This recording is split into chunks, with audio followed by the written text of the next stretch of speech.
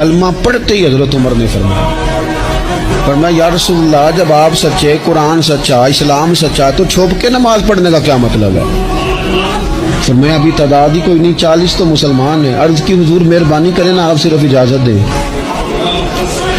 20 لوگوں کی صفیں بنا دی گئیں، ایک صف کے آگے حضرت عمر ہیں، ایک صف کے آگے حضرت امیر حمزہ ہیں۔ جناب عمر کہنے لگے چونکہ آپ اللہ کے رسول ہیں تو لہذا نماز بھی آج اللہ کے گھر میں پڑھی جائے گی۔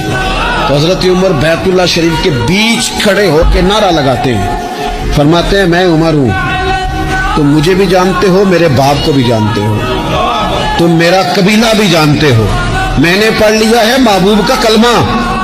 اب جس نے بچے یتیم کرانے ہو اور اپنی بیوی بیوہ کرانی ہو وہ آئے اور مجھے روکے، یہ محبوب اللہ کے ہیں اور گھر بھی اللہ کا ہے، تو نماز بھی آج اللہ کے گھر میں پڑھی جائے گی۔